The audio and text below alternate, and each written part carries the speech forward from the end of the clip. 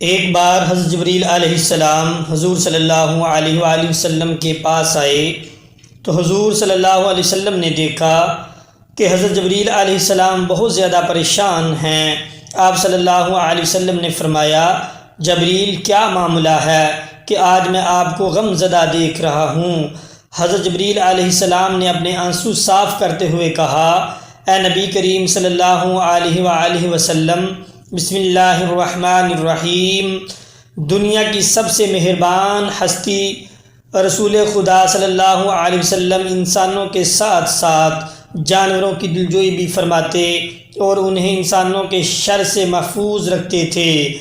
یہ ایمان فروز معجزہ بھی ایک ایسے بوڑھے اونٹ کا ہے جو اپنے مالک کی شر پسندی سے عاجز آ کر اللہ کے رسول صلی اللہ علیہ وسلم کی پناہ میں آ گیا تو حضور صلی اللہ علیہ وآلہ وسلم نے اس کی جان بچائی، جس پر اونٹ نے اللہ کے نبی صلی اللہ علیہ وآلہ وسلم کے لیے 4 دعائیں فرمائیں، لیکن ان میں سے ایک دعا ایسی تھی جس پر رسول صلی اللہ علیہ وسلم آبدیدہ ہو گئے تو صحابہ کرام تڑپ اٹھے کہ کیا ایسا ماجرا ہو گیا کہ اللہ کے رسول صلی اللہ علیہ وسلم کی چشم مبارک سے آنسو بہہ نکلے ہیں۔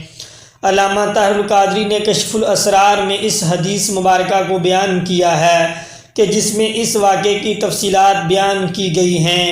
ابن ماجہ نے اس حدیث مبارکہ کو حضرت تمیم داری رضی اللہ تعالی عنہ سے روایت کیا ہے۔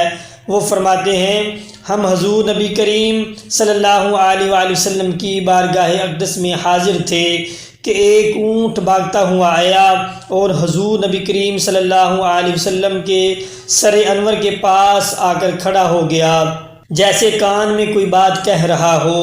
آپ صلی اللہ علیہ وسلم نے فرمایا، اے اونٹ پرسکون ہو جا، اگر تو سچا ہے تو تیرا سچ تجھے فائدہ دے گا، اور اگر تو جھوٹا ہے تو تجھے اس جھوٹ کی سزا ملے گی۔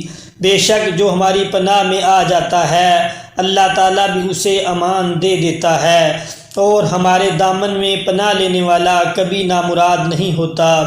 ہم نے عرض کیا، یا رسول اللہ صلی اللہ علیہ وسلم، یہ اونٹ کیا کہتا ہے؟ آپ صلی اللہ علیہ وسلم نے فرمایا، اس اونٹ کے مالک نے اسے ذبح کر کے اس کا گوشت کھانے کا ارادہ کر لیا تھا، سو یہ ان کے پاس سے بھاگ آیا ہے اور اس نے تمہارے نبی صلی اللہ علیہ وسلم کی بارگاہ میں استغاثہ کیا ہے۔ ہم ابھی باہم اسی گفتگو میں مشغول تھے کہ اس اونٹ کے مالک بھاگتے ہوئے آئے۔ جب اونٹ نے ان کو دیکھا تو وہ دوبارہ حضور نبی کریم صلی اللہ علیہ وسلم کے سر مبارک کے قریب ہو گیا اور آپ صلی اللہ علیہ وسلم کے پیچھے چھپنے لگا۔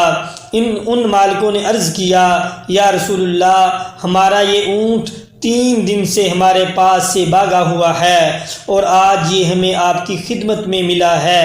اس پر آپ صلی اللہ علیہ وسلم نے فرمایا، یہ میرے سامنے شکایت کر رہا ہے اور یہ شکایت بہت ہی بری ہے۔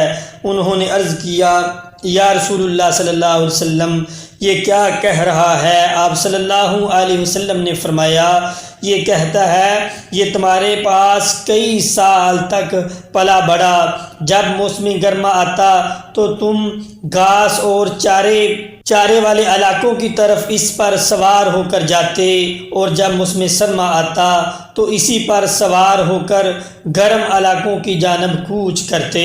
پھر جب اس کی عمر زیادہ ہو گئی تو تم نے اسے اپنی اونٹنیوں میں افزائش نسل کے لیے چھوڑ دیا۔ اللہ تعالیٰ نے تمہیں اس سے کئی صحت مند اونٹ عطا کیے۔ اب جب کہ یہ اس خستہ حالی کی عمر کو پہنچ گیا ہے تو تم نے اسے ذبح کر کے اس کا گوشت کھا لینے کا منصوبہ بنا لیا ہے۔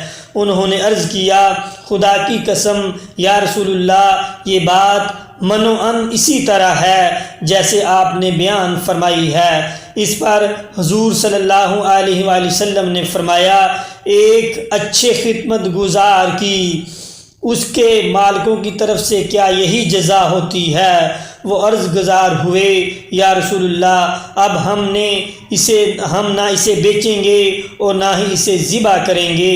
آپ صلی اللہ علیہ وسلم نے فرمایا، تم جھوٹ کہتے ہو، اس نے پہلے تم سے فریاد کی تھی مگر تم نے اس کی داد رسی نہیں کی، اور میں تم سے بڑھ کر رحم فرمانے والا ہوں۔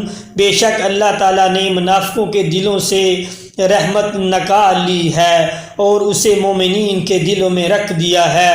اس کے بعد آپ صلی اللہ علیہ وسلم نے اس اونٹ کو ان سے 100 درہم میں خرید لیا اور پھر فرمایا، اے اونٹ جا، تو اللہ تعالیٰ کی رضا کی خاطر آزاد ہے۔ اس اونٹ نے حضور نبی کریم صلی اللہ علیہ وآلہ وسلم کے سر مبارک کے پاس اپنا منہ لے جا کر کہا، کوئی آواز نکالی؟ آپ صلی اللہ علیہ وسلم نے فرمایا، آمین۔ اس نے پھر دعا کی، آپ صلی اللہ علیہ وسلم نے پھر فرمایا، آمین۔ اس نے پھر دعا کی، آپ صلی اللہ علیہ وسلم نے فرمایا، آمین۔ اس نے جب چوتھی مرتبہ دعا کی تو آپ صلی اللہ علیہ وسلم آپ دیدہ ہو گئے۔ ہم نے عرض کیا، یا رسول اللہ صلی اللہ علیہ وسلم، یہ اونٹ کیا کہہ رہا ہے؟ آپ صلی اللہ علیہ وسلم نے فرمایا، اس نے پہلی دفعہ کہا، اے نبی مکرم، اللہ تعالیٰ آپ کو اسلام اور قرآن کی طرف سے بہترین جزا عطا فرمائے۔ میں نے کہا، آمین۔ پھر اس نے کہا، اللہ تعالیٰ قیامت کے روز آپ کی امت سے اسی طرح خوف کو دور فرمائے جس طرح آپ نے مجھ سے خوف کو دور فرمایا ہے۔ میں نے کہا، آمین۔ پھر اس نے دعا کی، اللہ تعالیٰ دشمنوں سے آپ کی امت کو خون کو اس طرح محفوظ رکھے جس طرح آپ نے میرا خون محفوظ فرمایا ہے۔ اس پر بھی میں نے کہا، آمین۔ پھر اس نے کہا، اللہ تعالیٰ ان کے درمیان جنگ و جدال پیدا نہ ہونے دے۔ یہ سن کر مجھے رونا آ گیا، کیونکہ یہی دعائیں میں نے بھی اپنے رب سے مانگی تھیں، تو اس نے پہلے 3 دعا تو قبول فرما لیں لیکن اس آخری دعا سے منع فرما دیا۔ جبریل علیہ السلام نے مجھے اللہ تعالیٰ کی طرف سے خبر دی کہ میری یہ امت آپس میں تلوار زنی سے فنا ہوگی، جو کچھ ہونے والا ہے قلم اس سے لکھ چکا ہے۔ ایک بار جب حضرت جبریل علیہ السلام نبی کریم صلی اللہ علیہ وسلم کے پاس آئے تو حضرت محمد صلی اللہ علیہ وسلم نے دیکھا کہ حضرت جبریل علیہ السلام کچھ پریشان ہیں۔ آپ صلی اللہ علیہ وسلم نے فرمایا، جبریل کیا معاملہ ہے کہ آج میں آپ کو غم زدہ دیکھ رہا ہوں؟ حضرت جبریل علیہ السلام نے عرض کی، اے محبوب جہاں، آج میں اللہ پاک کے حکم سے جہنم کا نظارہ کر کے آیا ہوں، اس کو دیکھنے سے مجھ پر غم کے آثار نمودار ہوئے ہیں۔ نبی کریم صلی اللہ علیہ وسلم نے فرمایا، جبریل مجھے بھی جہنم کے حالات بتاؤ۔ حضرت جبریل علیہ السلام نے عرض کی کہ جہنم کے کل 7 درجے ہیں، ان میں جو سب سے نیچے والا درجہ ہے اللہ تعالیٰ اس میں منافقوں کو رکھے گا۔ اس سے اوپر والے 6 درجے میں اللہ تعالیٰ مشرک لوگوں کو ڈالیں گے۔ اس سے اوپر 5ویں درجے میں اللہ تعالیٰ سورج اور چاند کی عبادت کرنے والوں کو ڈالیں گے۔ اس کے بعد 4تھے درجے میں اللہ پاک آتش پرست لوگوں کو ڈالیں گے۔ اس کے بعد 3رے درجے میں اللہ پاک یہود کو ڈالیں گے۔ اس کے بعد 2 درجے میں اللہ تعالیٰ عیسائیوں کو ڈالیں گے۔ یہ کہہ کر حضرت جبریل علیہ السلام خاموش ہو گئے اور غم زدہ نظر آنے لگے۔ تو نبی کریم صلی اللہ علیہ وسلم نے پوچھا، اے جبریل آج خاموش کیوں ہو گئے؟ مجھے بتاؤ کہ پہلے درجے میں کون ہوگا، مجھے پہلے درجے کے متعلق بھی بتاؤ۔ حضرت جبریل علیہ السلام نے عرض کی، اے اللہ کے رسول صلی اللہ علیہ وسلم، آپ کی امت کے جو لوگ گناہ کریں گے وہ جہنم کے پہلے درجے میں ہوں گے۔ جب نبی کریم صلی اللہ علیہ وسلم نے یہ سنا کہ میری امت کو بھی جہنم میں ڈالا جائے گا تو آپ صلی اللہ علیہ وسلم بے حد غمگین ہو گئے اور آپ صلی اللہ علیہ وسلم نے اللہ کے حضور دعا کرنا شروع کی۔ 3 دن ایسے ہی گزر گئے کہ اللہ کے محبوب مسجد میں نماز پڑھنے کے لیے تشریف لاتے، نماز پڑھ کر حجرے میں تشریف لے جاتے اور دروازہ بند کر کے اللہ کے حضور رو رو کر فریاد کرتے۔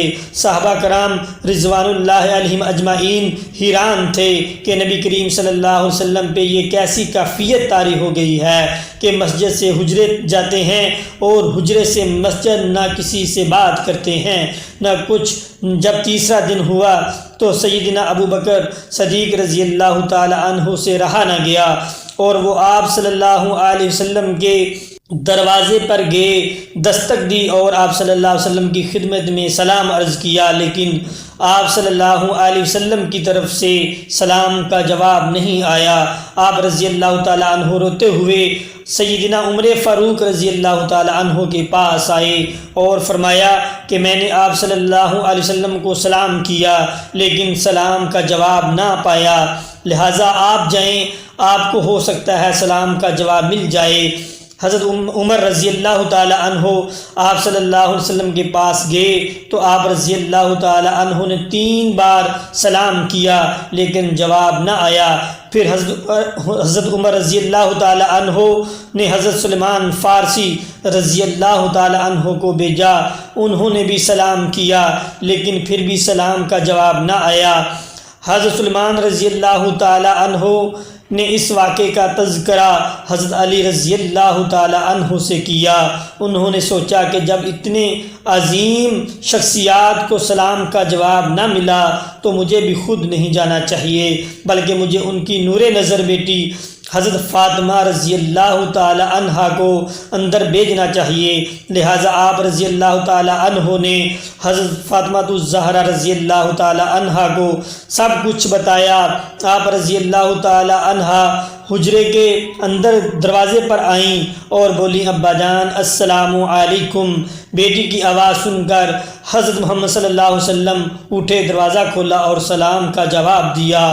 حضرت فاطمہ رضی اللہ تعالی عنہ نے فرمایا ابا جان آپ پر کیا کفیت ہے کہ 3 دن سے آپ یہاں تشریف فرما ہیں؟